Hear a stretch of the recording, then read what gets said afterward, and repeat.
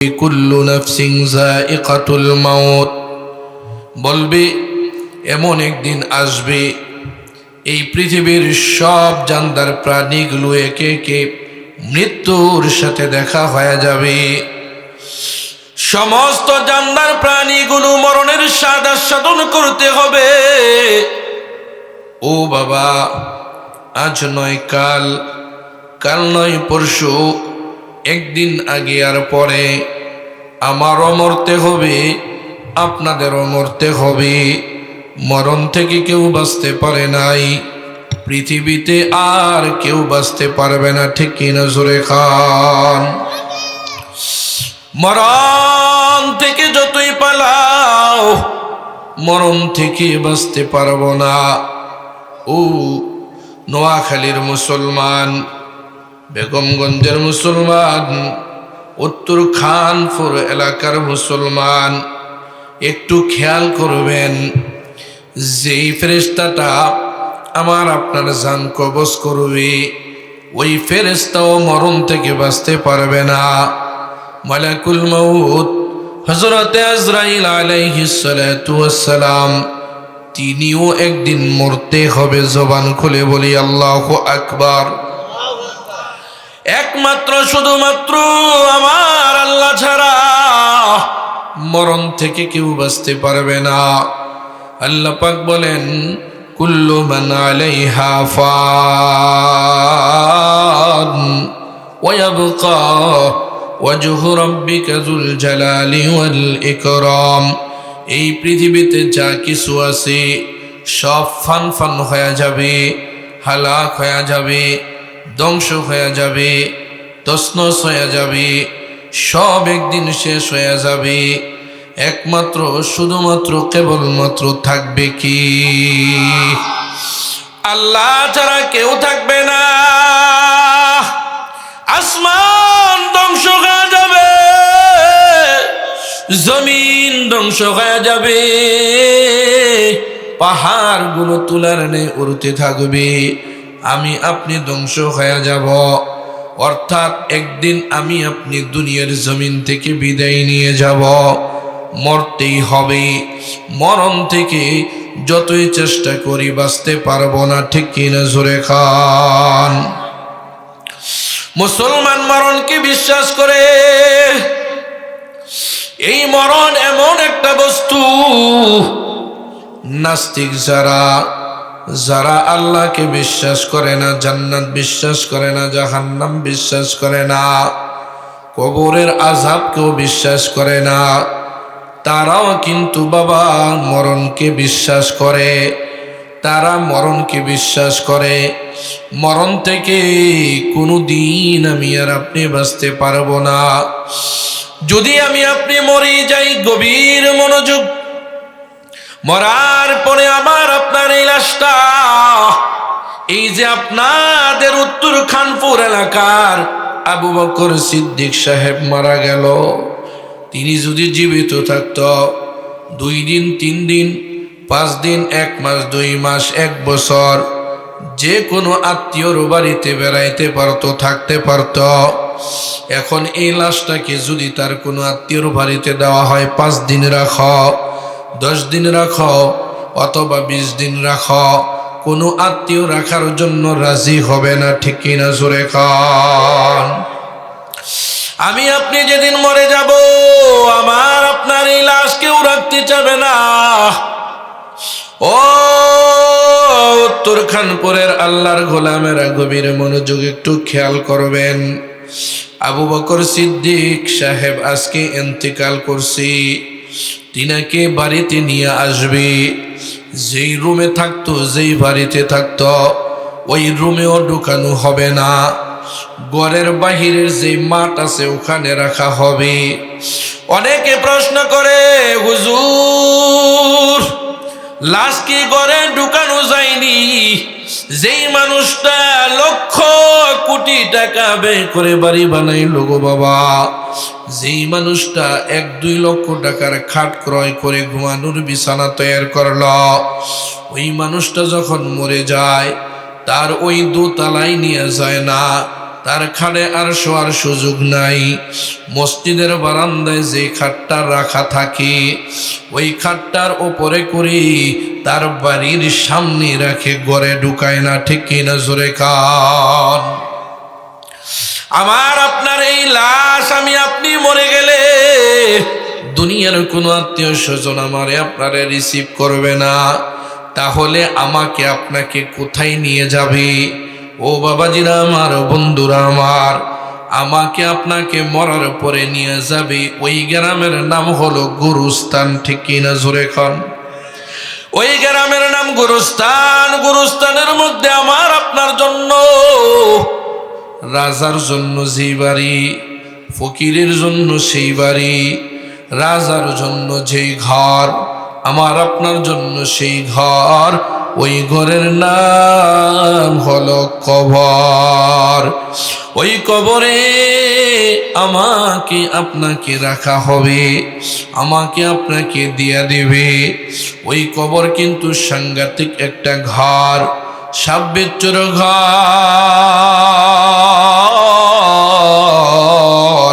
সাথী সারা ঘর, বাতি সারা ঘর, বন্ধু সারা ঘর। ওই ঘরে সাথীও যাবে না, বাতিও লাগাবে না, বিছানাও থাকবে না।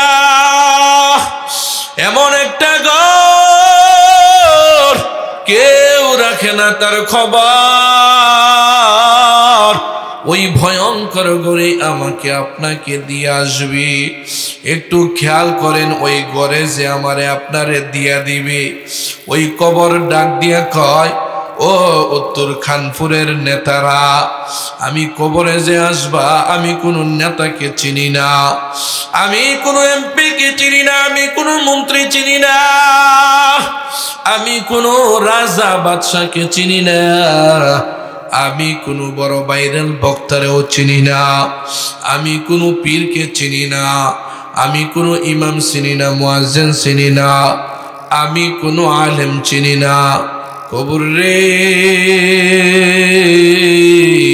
তুমি রাজা চিনো না, বাদশা চিনো না, এমপি মন্ত্রী চিনো না, পীর চিনো না, মুরিদ চিনো না, ইমাম চিনো না, মুয়াজ্জিন চিনো না, বক্তা চিনো না, শ্রোতা চিনো না, তাহলে তুমি চিনো কারে একটু বলো।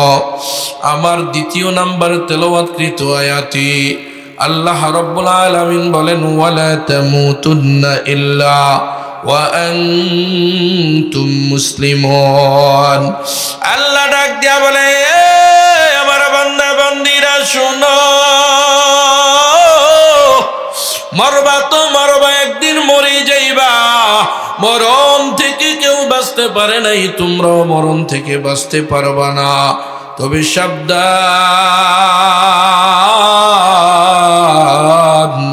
ওই কবরে যে যাইবা, ওই কবরে কিন্তু সাংঘাতিক একটা ঘর। ওই কবরে রাজা বাদশা চিনে না, টাকাওয়ালাদেরকেও চিনে না, ক্ষমতাওয়ালাদেরকেও চিনে না। ওই কবরে তোমরা যে মরে যাইবা, মরবা যে, তোমরা কিন্তু পরিপূর্ণ মুসলমান না হইয়া মরিও না।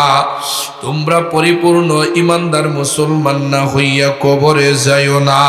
তার কারণ কবর মুসলমান ছাড়া আর কাউকে চিনে না। এ উত্তর খানপুরের আল্লাহর গোলামেরা, গভীর মনোযোগ।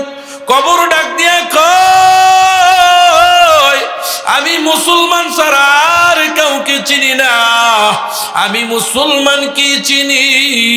আল্লাহ পাক রব্বুল আলামিন ডাক দিয়া কয়, তোমরা কবরে মুসলমান না হইয়া যাইও না।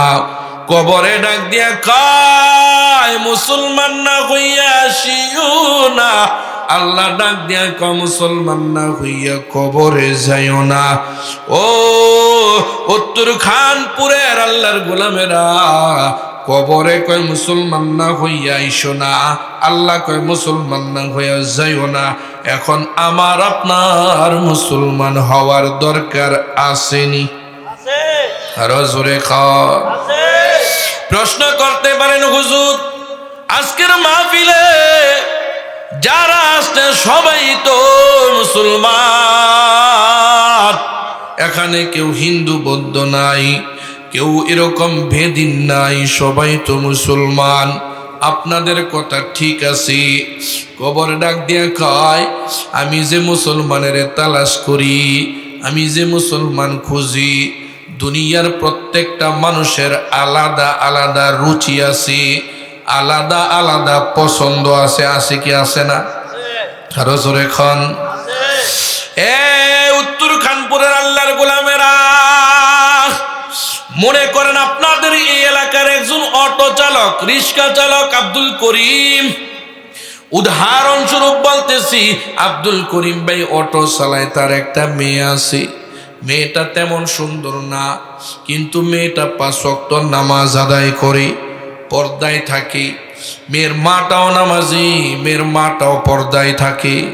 মেয়ের বাবা যে আব্দুল করিম রিক্সা চালায়, কোনোদিন চুরি করে না, বাটপারি করে না, 5 ওয়াক্ত নামাজি, যা আনে তাই খায়। ওই গরিব আব্দুল করিম রিক্সা চালক ভাইয়ের মেয়েটা বিবাহের বয়স হয়েছে। বিভিন্ন এলাকা থেকে পাত্রর সংবাদ আসে। হঠাৎ মনে করেন ঢাকা গুলশান থেকে একটা অফার আসছে যে আব্দুল করিম, তোমার মেয়েটা গুলশানের একটা ভিআইপি ছেলে বিবাহ করতে চায়। আব্দুল করিম রাজি হয়ে গেছে। ছেলে কি করে? কয় ছেলের গাড়ি আছে, বাড়ি আছে, ছেলে প্রতি মাসে 2 কোটি টাকা ইনকাম করে। ওয়াজ বুঝবেন, মনোযোগ দিয়ে শুনবেন। এবার আব্দুল করিম রাজি হয়ে গেছে। ছেলের ছবি দেখে ছেলেটাও বড় সুন্দর। এবার এত সুন্দর ছেলে, গাড়িও আছে, বাড়িও আছে, টাকাও ইনকাম করে প্রচুর। এলাকার মুরব্বীরা ডাক দিয়া কয়, ও আব্দুল করিম, গুলশানের ভিআইপি একটা ছেলে তোমার মেয়েরে বিবাহ করব, তুমি একজন গরিব মানুষ। এ আব্দুল করিম, একটু যাচাই কইরা দেখো ছেলের মধ্যে কোনো সমস্যা আছে কিনা। খবর নিয়ে দেখে ছেলেটা দেখতে বড় সুন্দর। 3-4 জন গিয়া দেখে ছেলে দেখতে মাশাআল্লাহ বড় সুন্দর। ছেলের গুলশানে কয়েকটা বাড়ি আছে, এটাও সত্য। ছেলের গাড়ি আছে, এটাও সত্য। ছেলে প্রতি মাসে কয়েক কোটি টাকা ইনকাম করে, এটাও সত্য। সব খবর নিয়ে দেখে সব ঠিকঠাক আছে, কিন্তু এক জায়গায় ভেজাল আছে, তার চরিত্রের মধ্যে বড় দাগ আছে। মাগরিবের আজানের পরে ঘর থেকে বাহিরে চলে যায়, পরনারীদের সাথে রাত্র কাটায়, এই একটা দোষ আছে। এই খবরটা যখন বাড়িতে নিয়ে আসবে, আপনারা আমার বাসা, আমার কথা যদি বুঝে থাকেন জবাব দিবেন, আব্দুল করিমের মেয়েটা কি ওই ছেলের কাছে বিবাহ দিবে নাকি? আরো জোরে কন। কেন দিবে না? টাকা আছে, বাড়ি আছে, গাড়ি আছে, ছেলেটা দেখতে বড় সুন্দর। বিবাহ দিবে না কেন? চরিত্রের মধ্যে ভেজাল। কয় মাশাআল্লাহ সব দিক দিয়া পছন্দ হয়েছি, একটা দিক দিয়া বড় সমস্যা, ছেলের চরিত্রই ভালো না। এখন এই চরিত্র ভালো না, আব্দুল করিম ভাই যদি তার গরিব মানুষ হয়ে মেয়েটারে বিবাহ না দেয়, কবর ডাক দিয়া কয় তার যেরকম একটা পছন্দ আছে, আমি কবরেরও একটা পছন্দ আছে। ঠিক কি না? জোরে খান। কবর ডাক দিয়া কয়, ওই ছেলের মধ্যে চরিত্রে ধাগ আছে। বাবা বিবাহ দিবে না, মা বিবাহ দিবে না, কিংবা অনেক সময় লোভে ফইরা বাবা মা মিলে টাকাওয়ালা ছেলের কাছে বিবাহ দেয়, কিন্তু মেয়েটা বেশি দিন লাস্টিং করে না, মেয়েটা গলায় ফাঁস দিয়া মারা যায়। এরকম ঘটনা নোয়াখালীতে ঘটেনি? আরো জোরে কন। কবর ডাক দিয়ে কয় 40 বছর 50 বছর তোমার মেয়েটা স্বামীর ঘরে সংসার করবে, তুমি এত খবর নিলা, তোমার পছন্দের গুণগুলো দেখলা, সব পছন্দ হইলে তাহলে তুমি বিবাহ দাও। আমি কবরে এখানে সাদা শাড়ি পরে আসবে, হাজার হাজার বছর আমি কবরের মধ্যে থাকবে। আমার এখানে আমার অপছন্দের লোক আইনা দিয়া যাবে, আমি কবর এটা পছন্দ করি না।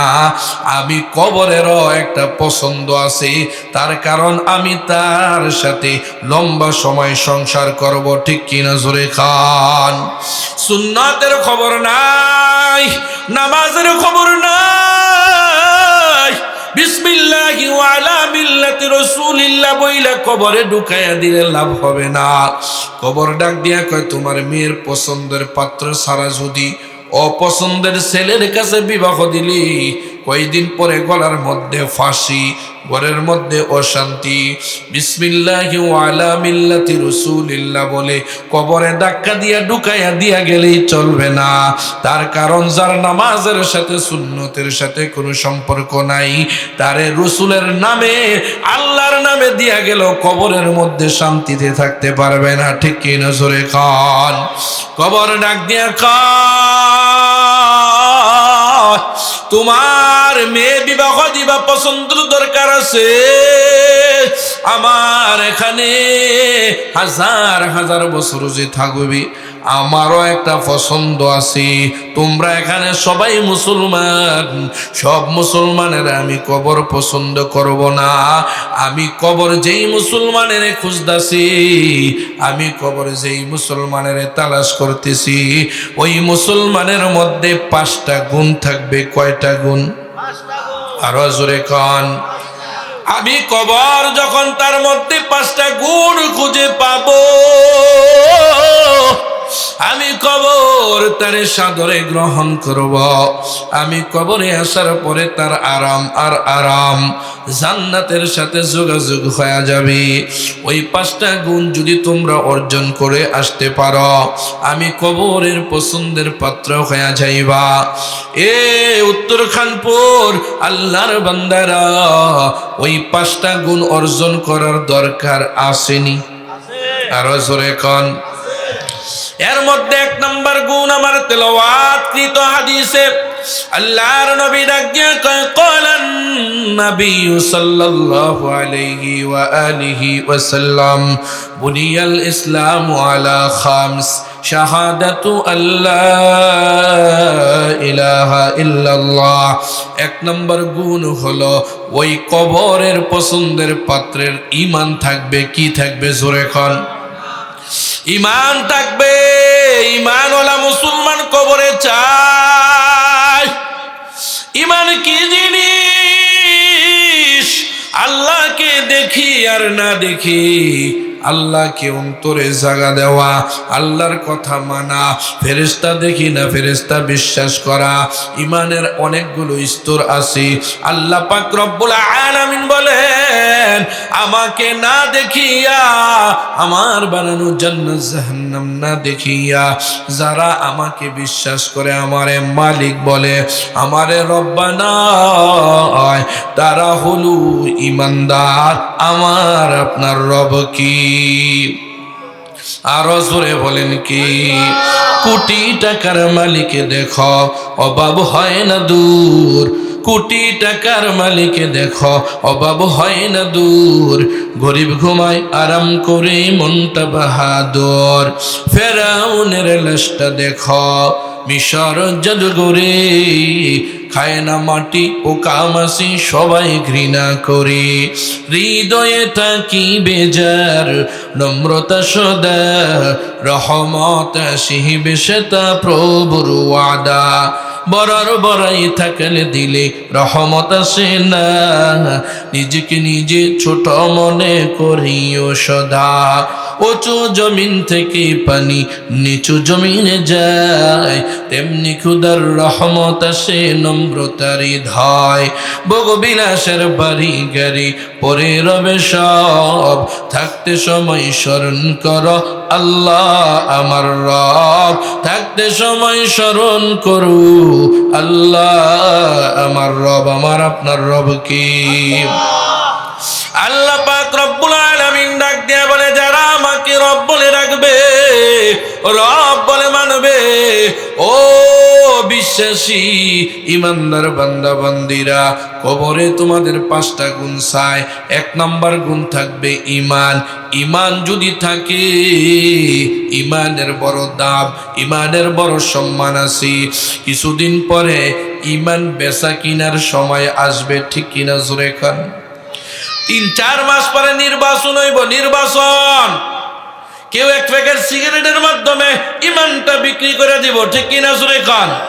কেউ 1000 টাকা একটা নোট পাইয়া ঈমানটা বিক্রি করে দিব, কেউ 5000 টাকা পাইয়া ঈমান বিক্রি করে দিবে, কেউ 1 লক্ষ টাকায় ঈমান বিক্রি করে দিব। অর্থাৎ আমি ঈমানদারের ভোটটা একজন জালেমের দিয়া দিব, ঠিক কিনা জোরে খান? আল্লাহ ডাক দিয়া কয়, ও আমার বান্দারা, ও আমার বান্দিরা শুনো, ঈমান বড় দামি দৌলত, ঈমান বড় দামি সম্পদ। এত কম টাকা ঈমানটা বিক্রি করিও না, এত সস্তা ঈমান বিক্রি করিও না। ঈমানের মূল্য আমি আল্লাহ তোমারে অনেক দিব। একটা রেট আমার আল্লাহ ঈমানের দিয়ে দিছে, বলেন সুবহানাল্লাহ। আরো জোরে কোন সুবহানাল্লাহ। আল্লাহ ডাক দিয়ে কয়, ঈমান এত সস্তায় বিক্রি করিও না।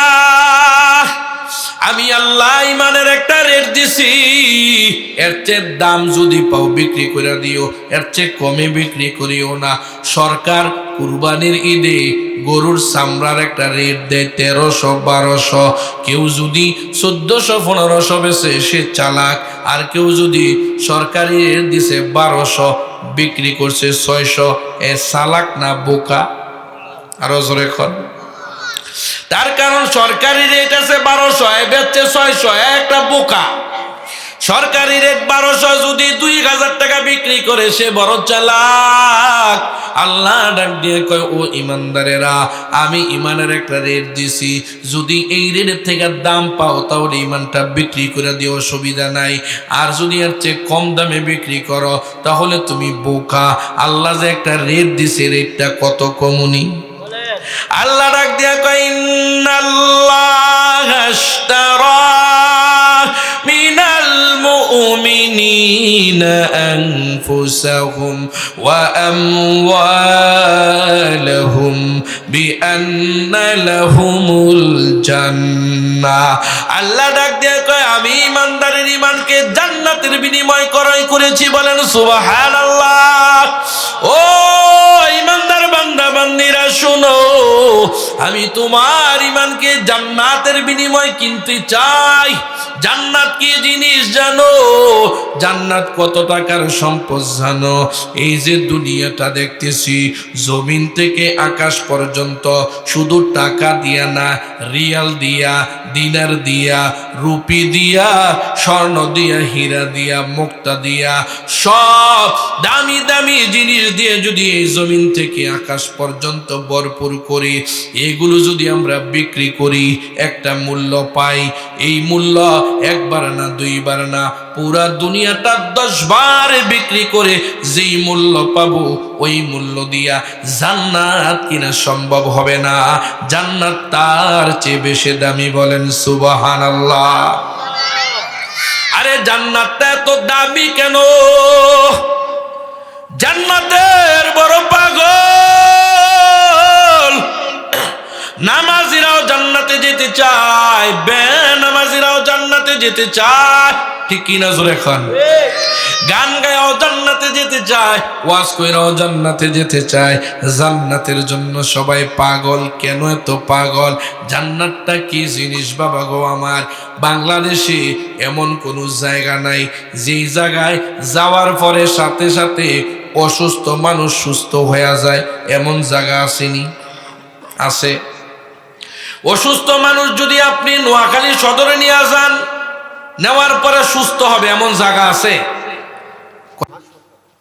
হাসপাতালে নিলে তো সাথে সাথে সুস্থ হয় না। এমন জায়গা নাই যে জায়গায় নেওয়ার সাথে সাথে সুস্থ হয়ে যায়। সারা পৃথিবীতে এমন কোনো জায়গা নাই যেই জায়গায় নিলে আমারে আপনারে এমন একটা জায়গা জান্নাতের সাথে আল্লাহ পাক বলেন জান্নাত যদি ঢুকে জান্নাতে প্রবেশ করানো হয় সমস্ত অসুস্থ বান্দাদেরকে জান্নাতে ঢুকানোর সাথে সাথে সুস্থ হয়ে যাবে।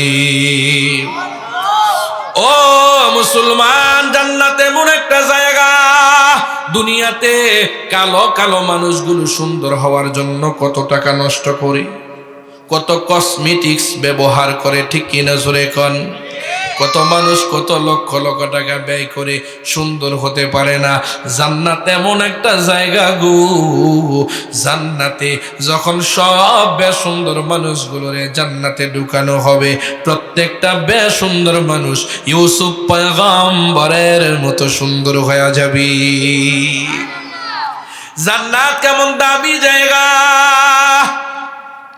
দুনিয়াতে লক্ষ কোটি কোটি টাকার মালিক, রাজা বাদশাহ, টাকার অভাব নাই, খানার অভাব নাই, থাকার অভাব নাই, কিন্তু মনে মনে একটা জিনিসের ভয় আছে, কোন দিন যেন মরে যায়, মরণের ভয় আছে, ঠিক কিনা জোরে কোন?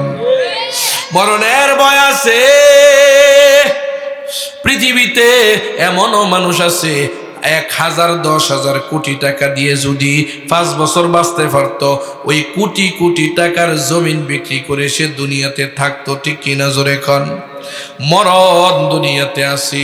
আল্লাহ কয় জান্নাতে এমন একটা জায়গা, ওই জান্নাতে তোমারে প্রবেশ করাইয়া দিলে মালাকুল মউতের সাথে আর দেখা হবে না। বলেন সুবহানাল্লাহ। জান্নাত আর দুনিয়ার মধ্যে ব্যবধান। দুনিয়াতে মানুষ অসুস্থ হয়, জান্নাত মানুষ অসুস্থ হবে না। দুনিয়াতে মানুষ মরণের ভয়ে চিন্তায় ঘুমায় না, দুনিয়াতে মানুষ মরণের ভয়ে থাকে, আতঙ্কে থাকে। জান্নাত মরণের কোনো ভয় থাকবে না। দুনিয়াতে মানুষ বেসুন্দর থাকে, জান্নাত আর বেসুন্দর থাকবে না। দুনিয়াতে মানুষ বৃদ্ধ হয়ে যায়। এই যে বৃদ্ধ বাবাজিরা, তাদেরকে যদি বলি 1 বিঘা জমিন বিক্রি করে আমার থেকে একটা পানি ভরা নেন, আপনি 16, 17, 20 বছরের যুবক হয়ে যাবেন। নোয়াখালীর অনেক মানুষই কালকে জমিন বিক্রি করবো, ঠিক কিনা জোরে কোন? বৃদ্ধ বাবাজিরা কইব আরে জমিন সব বিক্রি কর, ঘর বিক্রি কর, জুয়ান হয়ে টিয়া আবার কামামু, ঠিক কিনা জোরে কোন?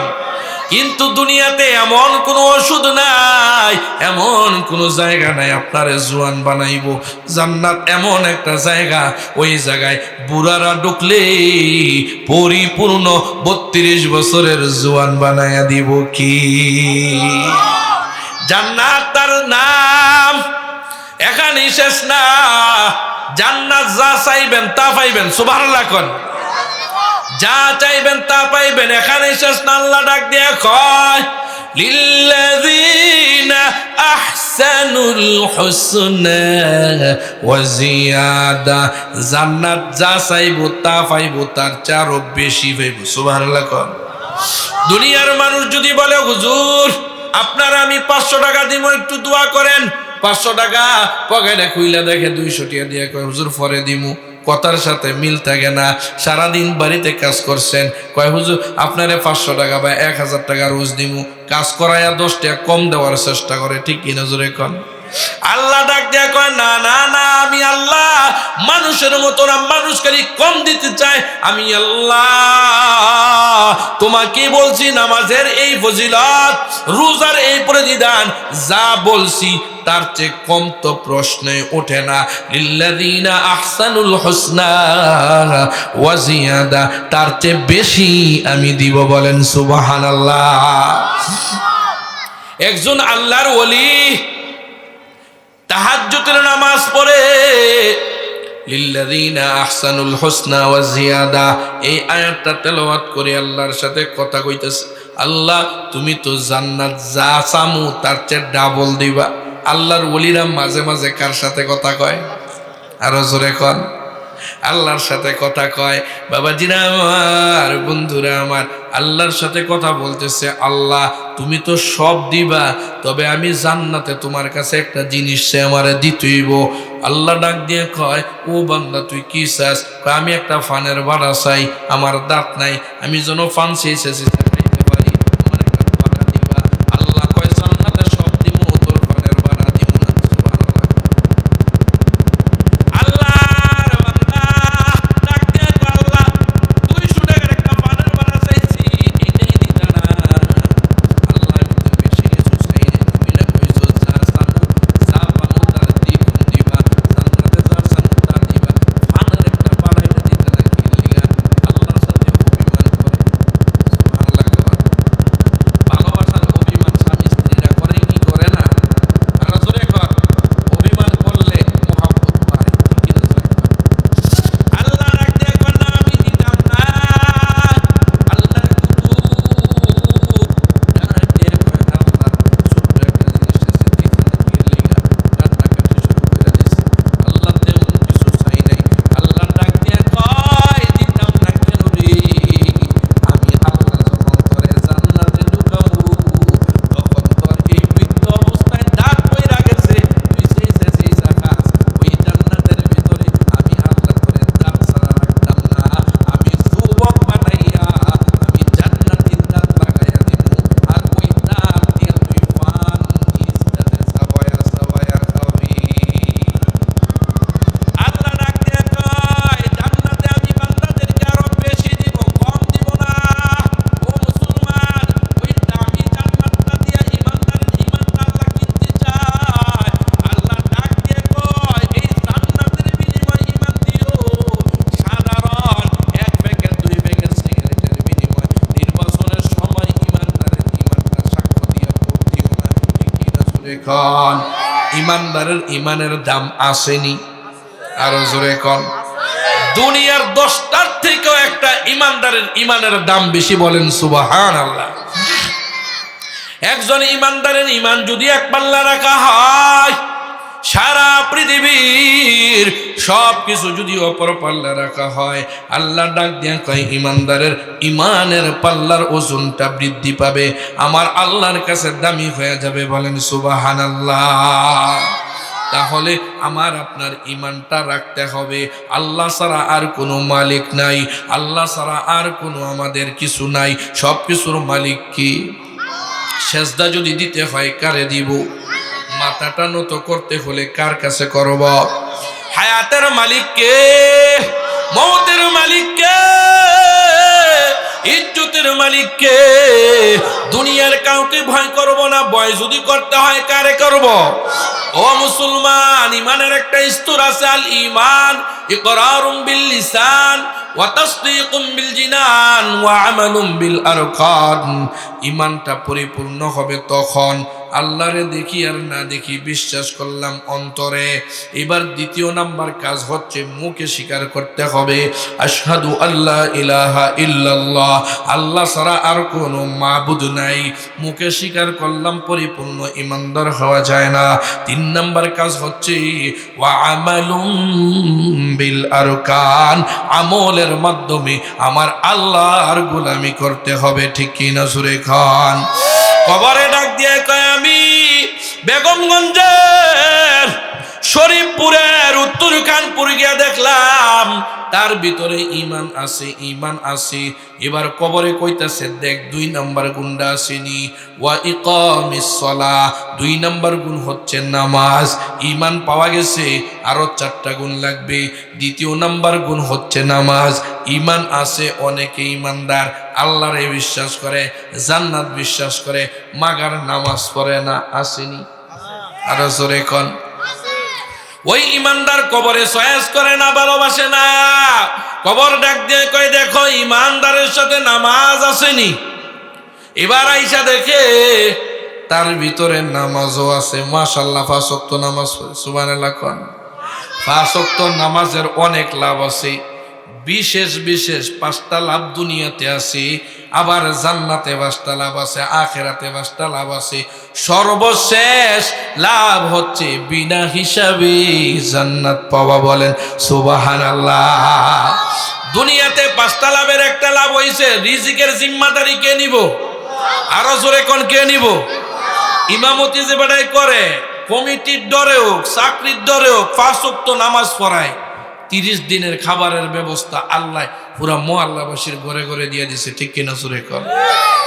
30 ঘরে 50 ঘরে মিলে হুজুরের খানা খাওয়ায়। আপনাকে মহল্লা জানি না হুজুরকে ভাই তেন না খায় নাকি, নাকি ঘরে ঘরে খায়? ঘরে ঘরে খায়। আল্লাহ ডাক দিয়ে কয়, এই যে ইমাম 30 দিনের নামাজের জিম্মাদারি নিয়েছে, আমি আল্লাহ তার রিজিকের ব্যবস্থা ঘরে ঘরে কইরা দিলাম। বাজার করব ওই মহল্লার বেড়ায়, আর রান্না করবে ওই ঘরওয়ালি, খাইব শুধু ইমাম সাহেব। ঠিক কিনা জোরে খান? আল্লাহ ডাক দিয়ে কয়, ও দুনিয়ার নামাজিরা, যদি এই নামাজটা দুনিয়ার মানুষকে দেখানোর জন্য হয়, তারপর রিজিকের ব্যবস্থা করলাম। ইমাম যদি আল্লাহর জন্য নামাজ পড়ে, ওই ইমামের জন্য আমার আল্লাহ জান্নাতের রিজিকের ব্যবস্থা করে দিব। বলেন সুবহানাল্লাহ। 5 ওয়াক্ত নামাজ পড়লে সমস্ত বান্দাদের রিজিকের জিম্মাদারি কার হাতে? নামাজের অনেক লাভ আছে, ওই লাভ ছাড়া আমি অতিরিক্ত একটা লাভের কথা বলবো। অনেক সময় দেখবেন রাত্রে ওয়াজ মাহফিল শুই না, অথবা অন্যান্য কারণে ঘুম চলে আসে, রাত 2টায় 3টায় ঘুমাইতে হয়, ফজরের আজান শুনতে পায় না। ইমানদারেরা ইমান আছে, নামাজও পড়ে, কিন্তু ফজরের আজান শুনে নাই। হঠাৎ চক্ষুটা খুলে দেখে কানের মধ্যে মসজিদে ফজরের জামাতের ইকামত চলতেছে। ইকামত শুনে ইমানদার আর বিছানায় শুয়ে থাকতে পারে নাই, কম্বলটা লেফটা হাত দিয়া টান দিয়া এবার রেখে একটা দৌড় দিছে মসজিদের দিকে। মসজিদের অজুখানায় যাইয়া অজু বানাইতে বানাইতে ইমাম সাহেব মোটামুটি নামাজ শেষ পর্যায়ে, 2 রাকাত নামাজে রুকু হইল 2টা, সাজদা হলো 4টা। আমার কথা বুঝে থাকলে আল্লাহর দেওয়া জবানটা দিয়া জোরে কইবেন, 2 রাকাত নামাজে রুকু কয়টা, সাজদা কয়টা? ইমাম সাহেব 3টা সাজদা দিয়া লাইছে। 4 নাম্বার সাজদা যাইয়া এবার ইমানদারে পাইছে। মনে মনে চিন্তা করতেছে কি করব, রুকু না পাইলে রাকাত গণনা করা হয় না, এখন এই অতিরিক্ত সাজদাটা দিব কি দিব না। ইমানদারদের সময় নষ্ট করার সুযোগ নাই। আল্লাহু আকবার বলে এবার ওই 3 নাম্বার সাজদার পরে 4 নাম্বার সাজদায় যায় শরীক হইল। ইমাম সাহেব যথারীতি নামাজ শেষ করলো। এবার ওই যে ইমানদার নামাজ পায় নাই, জামাত পায় নাই, জামাত পাইছে রাকাত পায় নাই, সে নিজে নিজে দাঁড়াইয়া মাসবুক 2 রাকাত নামাজ পড়বে। কয় রাকাত? জোরে খান। 2 রাকাত নামাজে রুকু দিবে কয়টা, সেজদা দিবে কয়টা? এবার 2 রুকু 4 সেজদা দিয়ে নামাজ শেষ করছে। ফেরেশতারা এবার চিন্তায় পড়ে গেছে, কাম রইল কি, এখানে তো ফজরের 4টা সেজদার সওয়াব লেখার জায়গা আছে, কিন্তু আল্লাহর বান্দায় তো সেজদা দিছে কয়টা? জোরে কোন। চিন্তায় পড়ে গেছে, আরে 4 সেজদার ঘর আছে, এখানে তো 4টা সেজদার সওয়াব লেখার জায়গা, সেজদা তো দিছে 5টা। আল্লাহ রে ডাক দিয়ে কয়, আল্লাহ কি করতাম? আল্লাহ ডাক দিয়ে কয়, কি করা যায় একটু পরামর্শ। আল্লাহ আমগরে বানানোর আগেও ফেরেশতাগুলো পরামর্শ করছে, সিদ্ধান্ত তো আল্লাহটা আল্লাহ নিবে। ফেরেশতাগো মাঝে মাঝে মোটটা দেখে। সুবহানাল্লাহ। ফেরেশতাগরে জিগায় কি করা যায় তোরা ক। কিরামান কাতিবিন, এই 2 কাদের ফেরেশতা করে আল্লাহ জিগায় কি করা যায় ক। এবার বাম কাদের ফেরেশতায় কয়, আল্লাহ একটা কাজ করা যায়, তোমার বান্দা তো জামাত পায় নাই, জামাত যেহেতু পায় নাই, তাহলে এখানে যে একটু গুনাহ হইছে, আল্লাহ ওই সাজদারা যে বেশি দিছে ওই গুনাহটা কাটায়া দাও, আর 4টা সাজদার সওয়াব লেখা দাও। ডান কাদের ফেরেশতা কয়, আল্লাহ না, আমার একটা যুক্তি আছে, নামাজ যে পায় নাই এখানে একটু শাস্তি পাইব, আর একটা সেজদা যে দিছে এই দুনটা মিলাইয়া সমান সমান হয়ে গেছি। আল্লাহ এটাই করে ফেলো। আল্লাহ কয় তগ বিচারের পক্ষে আমি না, আমি আমার বান্দার পক্ষে। আল্লাহ ডাক দিয়ে কয় যা তোরা 4টা সেজদার সওয়াব দে। অতিরিক্ত যে সেজদাটা দিছে এই সেজদার সওয়াব আমি আল্লাহ নিজে দিব। আল্লাহ ডাক দিয়ে কয় ওই সেজদার বিনিময় আমি আমার বান্দার জন্য জান্নাত দিয়ে দিলাম। তাকবীর মে কালমা মে নামাজ জুমে আজামে आया नाम इलाही से मिला नाम मोहम्मद। मोहम्मद अरबी है यो नबी रास्ते पे हुआ आलम हुआ उसकी पैदाइश से उजाला। शफीउल उम्म हमारा नबी रोज़ क़यामत शफाअत करेगा अल्लाह की पास गुनाहगार उम्मत। दुनिया की तमाशा है मदीना की गली में, दुनिया की तमाशा है मदीना की गली में, जन्नत का नमूना है मदीना की गली में। वो दिल है नहीं हो जो सोए मदीना, ओ दिल है नहीं हो जो सोए मदीना, ओ सर है नहीं हो जो कुर्बान मोहम्मद, ओ सर है नहीं हो जो कुर्बान मोहम्मद। अल्लाह डाक दे कयो ফেরেশতাদের দল আমি আমার বান্দার অতিরিক্ত সেজদার সওয়াবটা আমি জান্নাত দিয়ে দিলাম। জোরে আওয়াজ দিয়ে কোন সুবহানাল্লাহ। ফেরেশতারা ডাক দিয়ে কয় আল্লাহ অতিরিক্ত একটা সেজদা দিয়ে জান্নাত পেয়ে গেল। কেউ তো 50 বছরের নামাজের সেজদা দিয়েও জান্নাত পাইতো না। আল্লাহ গো একটা সেজদার বিনিময়ে কেমনে জান্নাতটা পাইলো একটু কও না গো আল্লাহ। আমার আল্লাহ ডাক দিয়ে কয় ও ফেরেশতারা রে আমার বান্দা রাত 3টায় ঘুমাইছে, ফজরের নামাজের সময় তার চোখের মধ্যে প্রচন্ড ঘুম ছিল। ওই ঘুম ভেঙে যখন মসজিদে ইকামত চলতেছে আমার বান্দা আরামের বিছানাটা ত্যাগ করে, আমার বান্দা আরামের ঘুমটা ত্যাগ করে আমি আল্লাহর জন্য এমন জোরে একটা দৌড় দিছি, এমন জোরে দৌড় দিছে রে রাস্তায় সাপ আছে কিনা বিচ্ছাও থাকতে পারে, সাপও থাকতে পারে, গর্তও থাকতে পারে, এগুলোর দিকে তাকায় নাই। আমার বান্দা এবার দৌড় দিয়া পাঞ্জাবিরা লইয়া যে মসজিদে একটা দৌড় দিছে, দৌড় দিয়া যাইয়া ওযু বানাইয়া মসজিদেও দৌড় দিয়া ঢুকছে। ঢুইকা দেখে জামাত প্রায় শেষ পর্যায়ে। আমার বান্দায় আফসোস করতেছে আয় হায় এত কষ্ট করে এসো জামাতটা পাইলাম না। এ ফেরেশতারা আমার বান্দা যে আমি আল্লাহর জন্য দৌড়টা দিছি ওই দৌড়ের এত ভালো লাগছে রে আমার আল্লাহর মনটা খুশি হয়ে গেছে।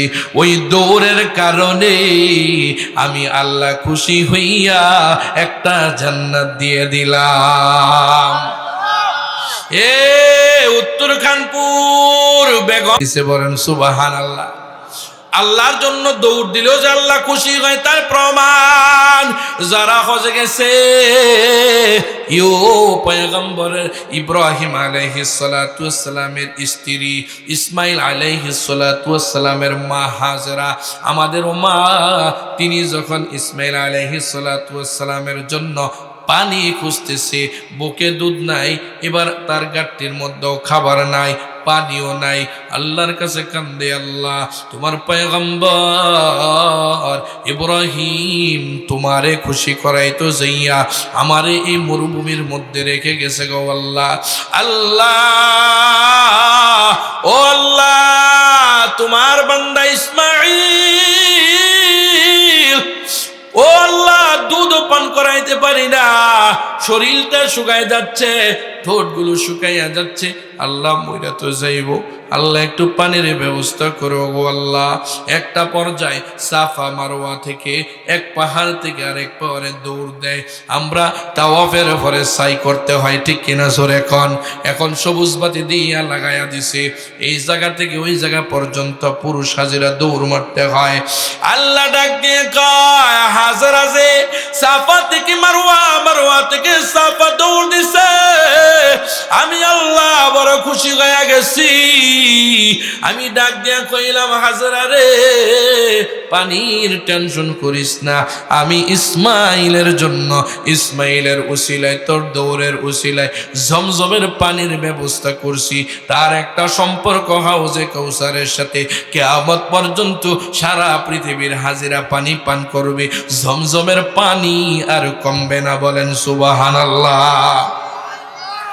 এ হাজরা, তোর দৌড়টা তো পছন্দ হয়েছে। কিয়ামত পর্যন্ত যতদিন হাজিরা আসবে ততদিন সবারে আমি দৌড় দেওয়ার আদেশ দিছি। তার কারণ তোর দৌড়টা আমি আল্লাহর কাছে বড় ভালো লাগছে। আল্লাহর জন্য দৌড় দিলেও জান্নাত পাওয়া যায়, ঠিক কিনা জোরে খান। নামাজ পড়লে লস না লাভ? আরো জোরে খান। কবর ডাক দিয়ে কয় আমি উত্তর খানপুর যাইয়া দেখলাম তার ভিতরে ঈমান আছে, আবার 5 ওয়াক্ত নামাজও পড়ে। এবার কবরে ডাক দিয়ে কয় দেখ তার ভিতরে 3 নম্বর গুণ আসেনি, ওয়া ইতা ইজ যাকাত, টাকা আছে যাকাত দেয়নি। দেখ আমাদের সমাজে কোটি কোটি টাকার মালিক আছে, কিন্তু নামাজও পড়ে, ঈমানও আছে, যাকাত দেয় না, এমন নামদারি মুসলমান আসেনি? আরো জোরে কোন। যাকাতও দেয় না। আরে আমার এলাকায় আছে, যাকাতও দেয় না, কোটি কোটি টাকা কামায়, ফেতরাটাও দেয় না, আসেনি? ফেতরাও দেয় না। কেমন ইমানদার? আমি আল্লাহরে বিশ্বাস করি। এত সহজ জান্নাত যাওয়া? যাকাত আদায় করা লাগবে। টাকা থাকলে যাকাত দিলে লস নাই, লস নাই। আপনাদের এলাকায় নদী আসেনি? নদী আছে? আচ্ছা, নদী থাকলে বুঝবেন নদীতে পানি জোয়ার এবং বাড়া আসে, আসে কি আসে না? দেখবেন এমন একটা চৈত্র মাসে আসে, বাড়া লাগতে লাগতে লাগতে লাগতে এবার খালে বিলে পানি থাকে না, এমন হয় কি হয় না? ওই বাড়ার সময় আল্লাহ ডাক দেয়া কয় ও খাল, পানিগুলো নদীরে দান কইরা দে। ছোট ছোট নালা দিয়া কম কম পানি আসে, ওই নালাগুলো খালগুলো কয় আল্লাহ আমার না তো এমনি পানি নেই, নদীরে পানি দিয়া দিতাম। আল্লাহ কয় যা কইছি তা কর। আল্লাহর আদেশে খাল। এবার দেখবেন বাড়ার সময় পানিগুলো নদীতে চলে যায়, সব দিয়া যায়।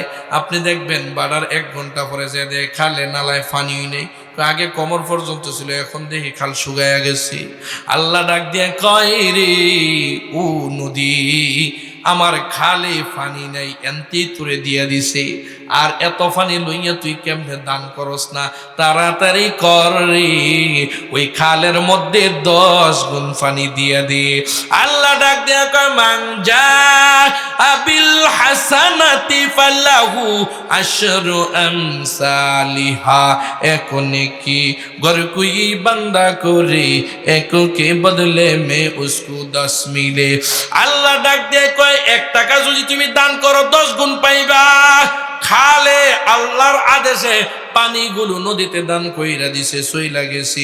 বিকাল বেলা জোয়ার নামক ধাক্কা দিয়া 10 গুণ পানি লইয়া আইছে, দিছে কি? আরো জোরে কোন। আল্লাহ ডাক দিয়া কয় তোরা যে যাকাত দিবি, 1 লাখ টাকার বান্ডেল থেকে 2,500 টাকা দিবি। তোদের নজরে 2,500 টাকা কইমা গেছে। খাল থেকে বাড়ায় পানি যখন গেছে, খালের পানিটাও কমছে। আমার নজরে কমে, তোমার নজরে কমে। আল্লাহ ডাক দিয়ে কয় খালে যেরকম পানি দিছে, বিকাল বেলা জোয়ারে পানি নিয়ে আইছে, দুনিয়াতে তোমরা যাকাত দিবা, আমি আল্লাহ আখিরাতে এইগুলো 10 গুণ থেকে শুরু করে বিগৈরি হিসাব আমি আল্লাহ বৃদ্ধি করে জান্নাতে তোমাকে দান করব। যাকাত দিলে লস না লাভ? আরো জোরে কোন। যাকাতের মধ্যে লাভ আছে। আমরা অনেকে যাকাত দেই না। কবর ডাক দেয়া কয় তার ভিতরে ঈমান পাইলাম, তার ভিতরে নামাজও পাইলাম, সে আবার যাকাতও দেয়, আলহামদুলিল্লাহ। এবার কবর ডাক দেয়া কয়, দেখ কোটি টাকার মালিক, হজে গেছিনি, হজে জীবনে একবার হজে যাওয়া টাকা থাকলে ফরজ ওয়াল হাজ। এবার আইসা দেখে সে হজেও গেছে, সুবহানাল্লাহ কোন। ইমান আছে, নামাজ আছে, যাকাতও দেয়, আবার হজেও গেছে, সুবহানাল্লাহ কইবেন না? হজে গেছে, আল্লাহ ডাক দিয়ে কয়, আরে হাজী সাহেবের দাম তো আমি জান্নাতে আছে, এরপরও যে এত টাকা পয়সা ব্যয় করে হজে যায়, কি লাভ আছে? হজটা যদি আল্লাহর জন্য হয়, মান হাজ্জা লিল্লাহ, হজ কার জন্য? আরো জোরে কোন। কথা বুঝেননি আপনারা, আমার কথা বুঝেননি। হজ কার জন্য?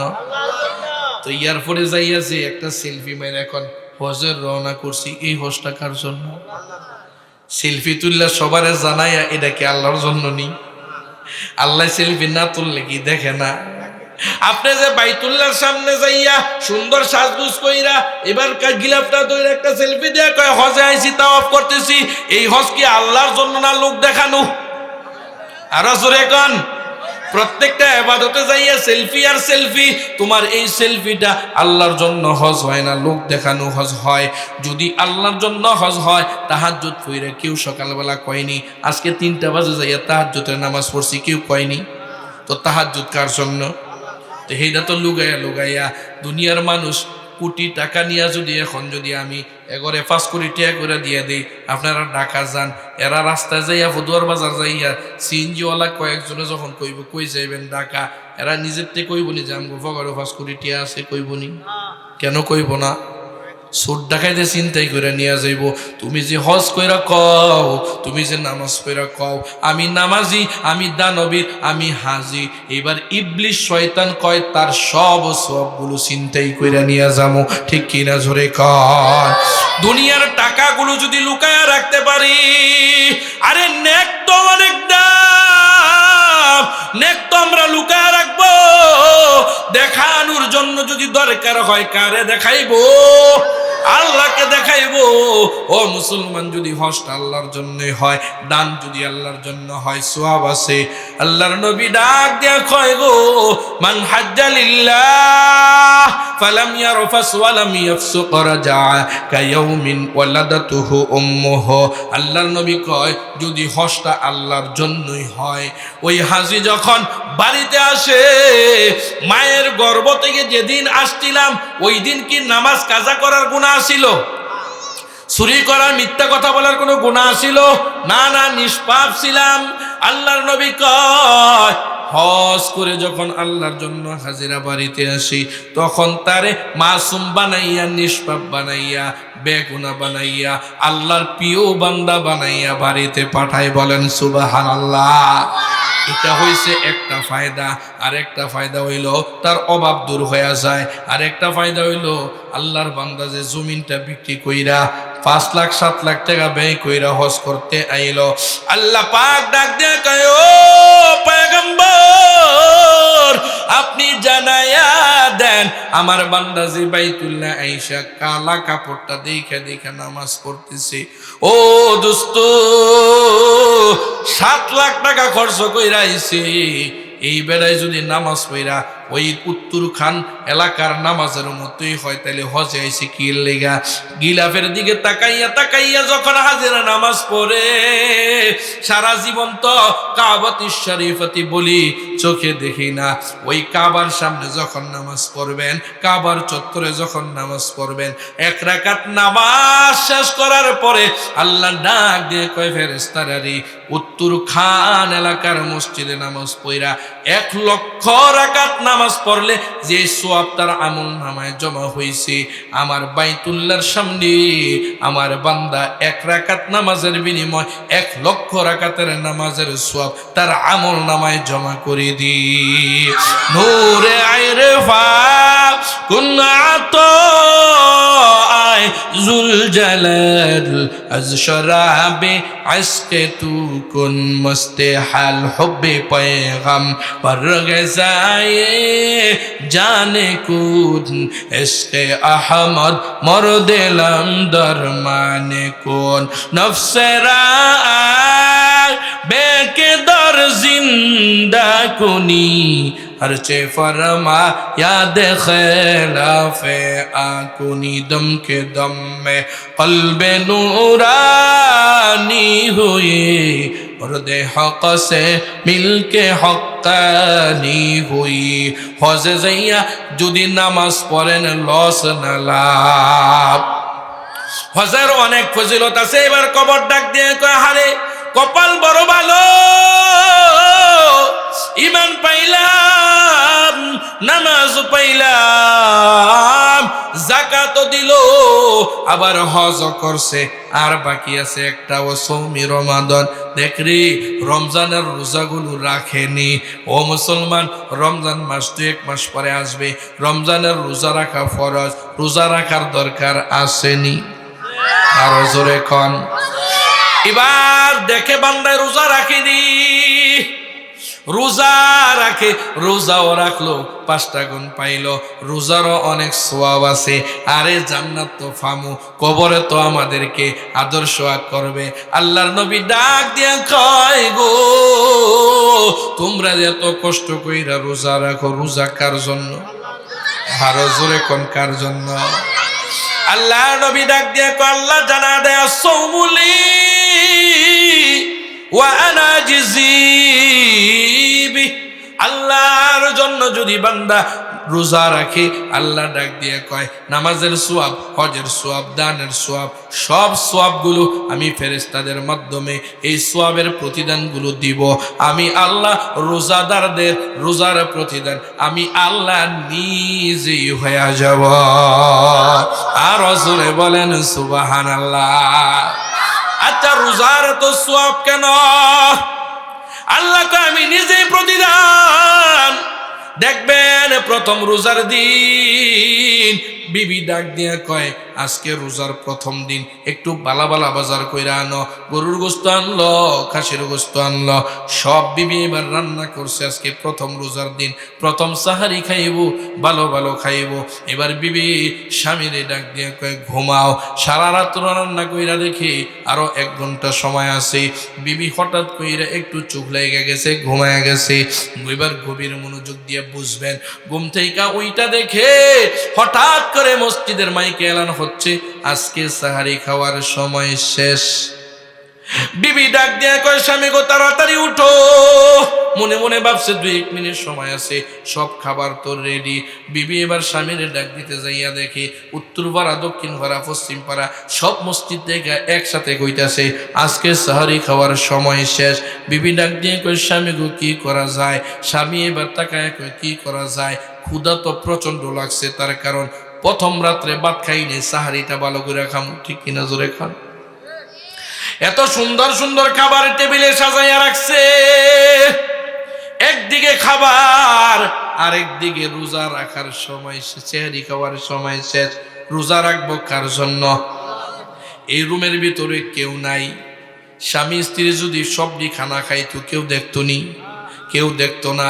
ইমাম সাহেব দেখতো না হাজী সাহেব দেখতো না এলাকার কেউ দেখতো না নিজের সন্তানেরাও ছোট ছোটরা ঘুমায় আছে এবার স্বামী আর স্ত্রীর দিকে তাকাইয়া কই কি আর করা যাবে আল্লাহর জন্য রোজা রাখবো ক্ষুধা ও প্রচন্ড খাবারের জায়গায় খাবার থাক না খাইয়াই রোজা রাখলাম কার লাইগা আরো জোরে কর আল্লাহ ডাক দিয়ে কই ফেরেশতারা রে তাকায়া দে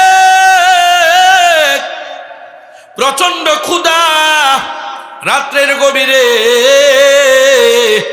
আশেপাশের কেউ দেখে না রে ফেরেশতারা আমার বান্দা এত ক্ষুধা আবার খানাগুলো খাইতে মন চাইতেছে সব কিছু ত্যাগ দিয়া না খাইয়া রোজার নিয়ত করছে কার জন্য জোরে খার ফেরেশতারা রে আমি আল্লাহ রে কত ভালোবাসে দেখ দুনিয়ার কোনো মানুষের জন্য টেবিলে খানা রাইখা 12 ঘন্টা না খায়া থাকবে এমন মানুষ পাওয়া যাবে না আগে খাইবো আগে জান বাঁচাইবো পরে নেতার গোলামি করব মানুষের গোলামি করব দেখ আমার জন্য আমার বান্দারা না খাইয়াই রোজা রাখছি সারাটা দিন কত কষ্ট আর কত কষ্ট আসরের আজান দিয়া দিছে স্বামী নামাজ পড়ে বাড়িতে গেছে, বিবিরে আমার সারাদিন না খাইয়া রোজা রাখছি, ক্ষুধার যন্ত্রণার সহ্য হয় না।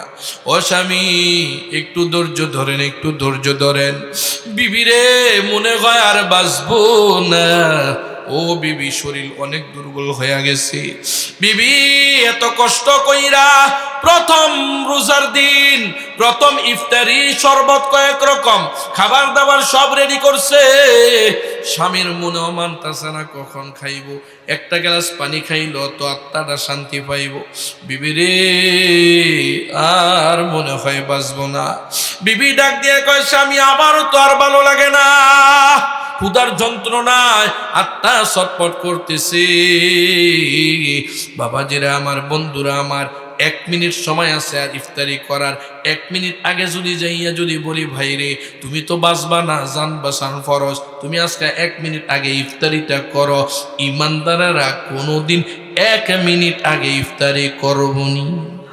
আরো জোরে কান না না না, 1 মিনিট কেন, 1 সেকেন্ড তো আগে ইফতারি করা যাবে না। যদি মরেও যাই কার জন্য মরব? মরে গেলে যাব, 1 মিনিট আগে ইফতারি করবো না, 1 সেকেন্ড আগে ইফতারি করবো না। আল্লাহ ডাক দিয়ে কয়, ও ফেরেশতারা রে, আমার বান্দা খাবার ছিল সামনে, খায় নাই আমার জন্য। আবার ইফতারির সময় ইফতারি ছিল সামনে, আমি আল্লাহর ভয়ে 1 মিনিট আগে ইফতারি করে নাই। ও ফেরেশতারা, এই যে আমারে ভয় করলো, আমারে মোহাব্বত করলো, ও ফেরেশতারা রে, আমার হাবিবের জানায়া দাও, আসসাউমুলি ওয়া আনা আজজি বি। ও পয়গম্বর জানায়া দেন, আমার বান্দা বান্দিরা যে এত কষ্ট কইরা আমি আল্লাহর জন্য রোজা রাখছি, আমি আল্লাহ নিজেই তার প্রতিদান হয়ে যাব। জোরে বলেন সুবহানাল্লাহ। রোজা রাখলে লস না লাভ? আরো জোরে কন। কবর ডাক দিয়ে কয়, আমি তার ভিতরে 5টা গুণ পাইলাম, ইমানও পাইলাম, নামাজও পাইলাম, যাকাতও দেয়, আবার সে হজও গেছে, রোজাও রাখছে, তার কপাল বড় ধন্য। এই 5টা গুণ আমার আপনার অর্জন করার দরকার আসেনি? আরো জোরে কন। এই 5 গুণ যদি অর্জন করতে চাও, এ মুসলমান, আল্লাহর নবী বিশ্ব নবী রহমাতুল্লিল আলামিন ডাক দিয়ে কয়, শয়তানের ধোঁকা দিয়া এই 5টা গুণ থেকে আমারে আপনারে দূরে রাখি। বাবাজিরা গো, আমার তেলাওয়াতকৃত আয়াতে আল্লাহ বলেন, কুল্লু নাফসিন যায়িকাতুল মাউত, মাউতু কাসিন, কুল্লু নাহসিন শারিবু কবর বাইতিন, কুল্লু নাসিন দাখিল। আল্লাহ বলেন, আজ নয় কাল, কাল নয় পরশু, হে বান্দা একদিন তোমার মরতেই হবে, মরার স্বাদ আস্বাদন করতে হবে, ঠিক কিনা জোরে কান। মরার পরে যদি কবরে যাইয়া চিল্লা চিল্লি করে কোনো লাভ হবে না, কোনো কাজ হবে না। মরার আগেই আমার তেলাওয়াতকৃত হাদিসে বলেন, ক্বালান নাবিয়্যু সাল্লাল্লাহু আলাইহি ওয়া আলিহি ওয়াসাল্লাম, মুতু ক্বাবলা আন তামুতু। মরার আগে মরার ধ্যান ধরো, মরার মুরাকাবা করো, অর্থাৎ মরার আগে মরার অভিনয় করো। যদি মরার অভিনয় করতে পারো, মরার আগে যদি নিজেরে মারতে পারো, তার মানে আত্মহত্যা কইরা মরা না, আল্লাহর ভয় দিয়ে যদি মরতে পারো, তাহলে মরার পরে তুমি জান্নাতে যাইবা। বলেন সুবহানাল্লাহ। মরার আগে দিলটা নরম করে আল্লাহর ভয় অন্তরে ঢুকাইয়া একটু মরার ভাব ধরেন, একটু মরার মুরাকাবা করেন। আমি আপনাদেরকে অন্য জায়গার মেসাল টানার দরকার নাই। আমি ইশারের নামাজ পড়লাম, হঠাৎ করে মসজিদ থেকে আওয়াজ, একটি শোক সংবাদ, আবু বকর নামের এক ভাই ইন্তেকাল করছি। এই মরণ তো আমার আপনারও হতে পারে, ঠিক কিনা জোরে কন। মনে মনে ধরে নেন, এমন এলান আমার আপনার হয়ে গেছে। মসজিদের মাইকে এলান, পশ্চিম পাড়া, দক্ষিণ পাড়া, উত্তর পাড়া, পূর্ব পাড়া সবাই এলান দিতেছে। মাওলানা রহমাতুল্লাহ শেখী ইন্তেকাল করছে, মনে করেন আবু বকর সিদ্দিক সাহেব ইন্তেকাল করছে। বাবাজিরা আমার, এই লাশটাকে নিয়া এবার আপনাদের উত্তর খানপুর আসবে। এই যে আজকে আবু বকর সিদ্দিক ভাই মারা গেল, এই লাশটাকে নিয়ে রাত্রের মধ্যেই চলে আসবে। সকালবেলা তার বাড়িতে ভিড় জমে যাবে। আত্মীয় স্বজন আইসা কইব লাশ আসছে নি? কয় হ্যাঁ আসছে। কই দেরি আর করিও না, জানাজার সময়টা সকাল 9টায় দিয়া দিও। ও মুসলমান, জানাজার নামাজের সময় নির্ধারণ হয়ে যাবে। কোন আত্মীয় স্বজন 8টার দিকে বাড়িতে আসবে, আইসা বলবে লাশ কই? কয় এখানে লাশ। বাবাজিরা আমার, বন্ধুরা আমার, বাস্তব কথা দিয়ে নসিহত করতেছি, একটু মুরাকাবা করেন, খেয়াল করেন। 8টার দিকে আইসা আত্মীয় স্বজন আইসা বলবে দেরি করিও না, তাড়াতাড়ি করে গোসলের ব্যবস্থা করো, কবরে নিয়ে যাইতে হবে, জানাজা হবে। আপন জনেরা এমনই তো বলবে, আপন আপন বলে রে মন, আপন তোমার হবে কি? মরার পরে সবাই বলবে তাড়াতাড়ি মাটি দি, ঠিক কিনা সরে খান? যারা তোমার অতি আপন তারাই তোমায় পরাবে কাফন, কবরেতে করবে দাফন, মাটি দিবি মনে মন, ঠিক কিনা জোরে কান?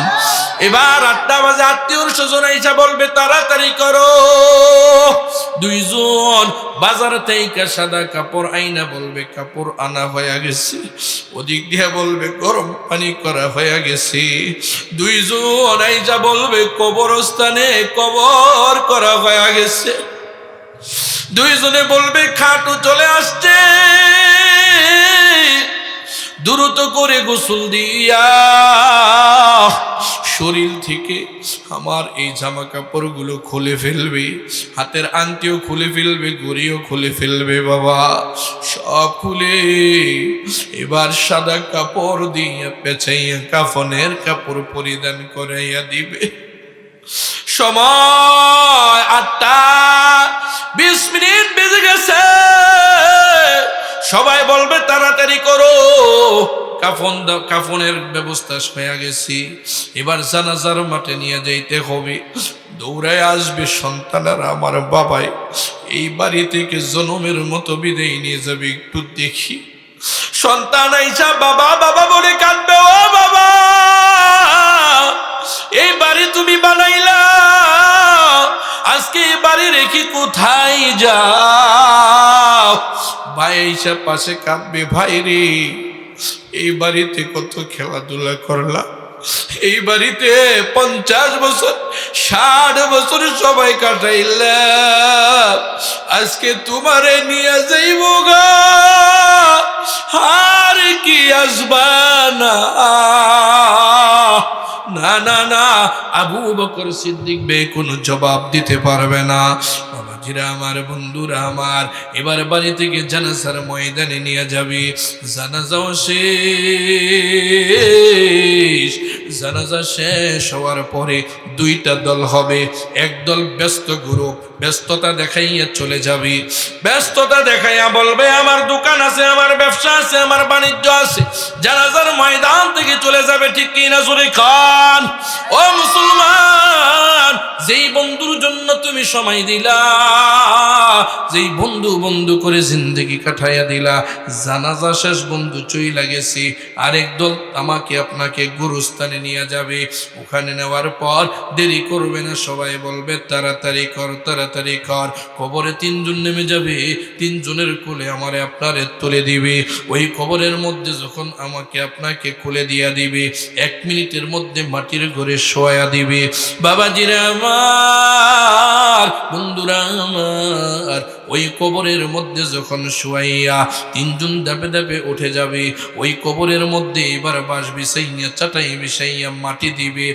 মাটি দেওয়ার সময় আমি আপনি চিল্লায় বলবো, কি রে আমার কি জনমের মতো রেখে যাবি নাকি? কেউ আমার আপনার কথা শুনবে না। যাদেরকে আপন আপন ভাবছিলাম, না না না, আপন আপন বলো রে মন, আপন তোমার হবে কে? মরার পরে সবাই বলবে তাড়াতাড়ি মাটি দি। যারা তোমার অতি আপন তারাই তোমায় পরাবে কাফন, কবরেতে করবে দাফন। মাটি দিবি মনে মন, ঠিক কিনা জোরে কান? মনে মন মাটি দিয়ে এবার কবরের পাশে দোয়া দিয়া সবাই যার যার বাড়িতে চলে যাবে। কবরওয়ালা চিল্লায়া চিল্লায়া কাঁদবে, কি রে ভাই আমারে রেখে কই যাও? ও সন্তান আমাকে রেখে তুমি কোথায় যাও?